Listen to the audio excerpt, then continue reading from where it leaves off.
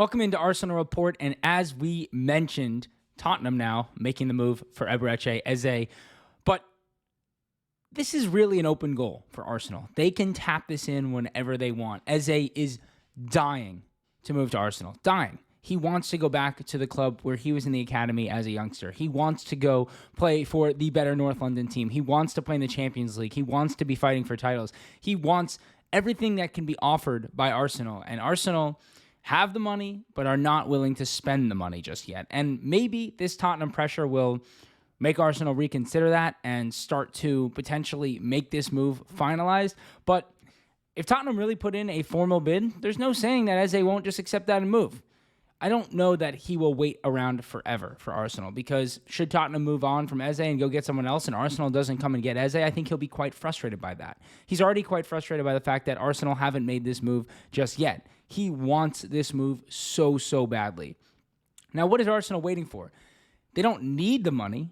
They are trying to wait for making some sales so that the squad is a little bit cleaner, but the sales aren't necessary financially to make this Eze move. So go make the Eze move now, and then you'll do the sales. Show the other clubs that, we don't care. We'll just, do what Chelsea does and have a bomb squad of players who are not in the squad or whatever it might take. Go get Eberechi Eze. He's dying for this. It's a very unfortunate situation for the player, and hopefully, he doesn't resent Arsenal for this should Tottenham come in with a bid and just accept it. I do think there'll probably be one last twist to the tail here. Maybe this will put enough pressure on Arsenal to get this Eze deal done. The other issue is it does appear that Ethan Nwaneri's excellent preseason playing through the middle as a number 10 has made it feel like the number 10 position's a little bit redundant, and the club don't necessarily see Eze as a left winger. Now, I can understand that. I think Eze's better centrally as well, but he certainly has the tools to play as a left winger. Ethan, although I'm a big fan, is not proven in any way, shape, or form, and still probably only going to play 2,000 or so minutes. Odegaard has been battling an injury for a year now. Eze could very easily play a very important role both as a number 10 and as a left winger, alternating with Ethan. Ethan can go out wide. Ethan can back up Saka, play on the right side. There's plenty of matches. I mean, theoretically, we're going to play 60 matches this year. There's enough room to get this Eze deal done, and I really hope Arsenal get it over the line because the player is begging for it. And the Rodrigo deal, it seems to a lot of people like this has completely stalled out, especially with Manchester City potentially getting in the race for Rodrigo. I mean, we know Manchester City have let Jack Grealish go. We know Savinho all of a sudden is potentially on the block, although that would take a serious cost from Tottenham to get the player out. Reports of 80 million euros for Savinho. But Arsenal are still working hard on this Rodrigo deal. It is completely 100% reliant on at least one of Martinelli and Trossard leaving. It does appear that Martinelli is fully on the block in terms of if a acceptable transfer fee comes. As I've been saying all summer, they will accept it.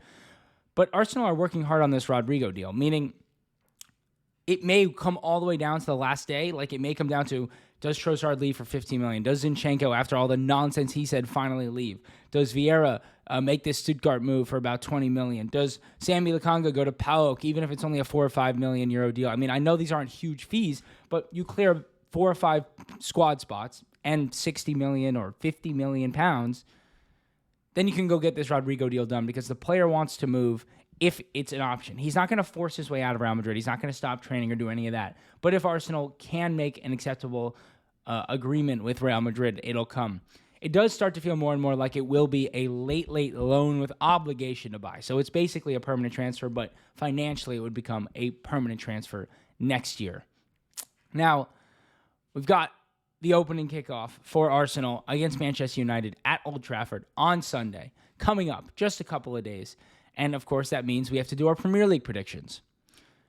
I do think Arsenal will win the league this year. And, obviously, this is an Arsenal channel, so it's going to seem biased. But the team has been so close for the last 3 years. Last year, Liverpool was an utter anomaly, in my opinion. I think Arne Slot deserves all the credit in the world, but Salah had his best ever season. They stayed pretty much completely fit when they needed to throughout the year. They've got two older players in Van Dijk and Salah who at some point are going to lose consistency in their play. They're going to start breaking down. It's just a matter of fact they have to.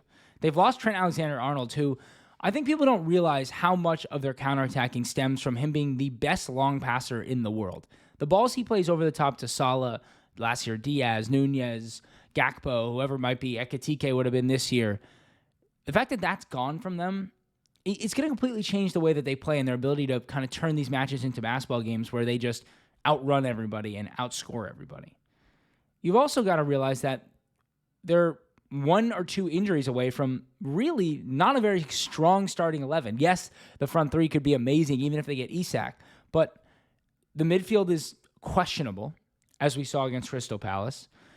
Outside of Van Dijk and Konate, they don't have truly strong center backs. They're about to sign a young Italian kid, but very unproven. Should Frimpong get injured, Connor Bradley, who's always injured, is his backup. There's just a lot of question marks around the rest of this squad, and it's a lot of matches to play, and they are going to have to, figure out a way to rotate the squad in a healthy way and figure out how all these new players, how they're fitting in. Even Frimpong. I think Frimpong's really talented going forward, but not the world's best defender, not the best sized player for the Premier League. I think they're going to have some trouble adapting, although Ekitike did look fantastic in the Community Shield. All this to say, and obviously I'm not forgetting about Manchester City, but I still think they're kind of weirdly a bit of a rebuild. It depends if they get Rodrigo or somebody like that. That's totally a different story, but I think they're still trying to kind of reconfigure this team a little bit, and defensively I still think they have the same issues they had last year. Listen, Arsenal need to get to 90 points, and hopefully 90 points is enough. If Gyökeres can score the way that we believe he can score, and keep in mind, Havertz was on a great scoring pace last season, so if the two of them combine for 30-plus Premier League goals, from that striker position, Saka stays fit, even if we don't bring someone in, I think we have a chance. If we do bring someone in, I think we're the favorites to win the Premier League. If it's Rodrigo or Eze, I think we're the favorites to win the Premier League. If it's both, I think we're definitely the favorites to win the Premier League. I just think this team is finally built with depth and talent in every position. And we're going to get over the line this year in the Premier League. And a lot of people are wondering, what will it actually take to win a title? Because we've gotten so close. Champions League semifinals, Carabao Cup semifinals, FA Cup, we haven't made a run in a while. What will it take for this style of play for Arteta to win? Any trophy, any of the 4 major trophies, even if it's a Carabao Cup. And what it's going to take is a little bit of luck, to be honest. We've had no luck under Arteta pretty much since he came in, outside of maybe that FA Cup win where there was a little bit of luck.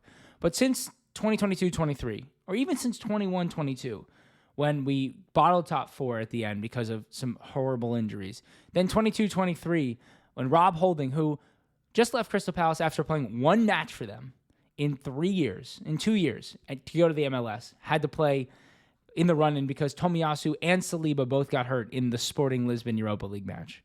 Then in 23-24, when our entire midfield crumbled in injuries going into the final stretch of the year, and we had nobody in there to win, and still almost did win. If Trossard could have just tapped it in against Aston Villa, we would have won the league, winning 15 straight in a row.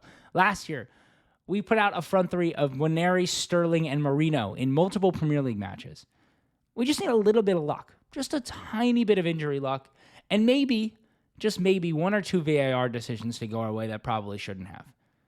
That's what it's going to take, and that's what it takes in sports. I mean, you look at any other sport, the team that wins usually is the one that stayed the healthiest and got a tiny bit of luck. This year, Arsenal will win at least 1 major trophy, if not 2. I expect a Champions League semifinal run or better, a top 2 finish in the Premier League or better, and we got to win one of the domestic cups. I think it's a good year with a deep squad that we have, a lot of talented youth that's in the squad who need minutes. It's a good year for us to make a little run in the FA Cup. We are the champions of the FA Cup. Let's go get an FA Cup this year. This is Arsenal Report. Thank you for watching. Make sure to hit that subscribe button. Videos every day on Arsenal transfers. Going to be starting to talk Premier League matches, FA Cup matches, everything. Breaking down the tactics. We'll get the boards going. We'll do it all. So make sure to subscribe, and we'll talk to you tomorrow.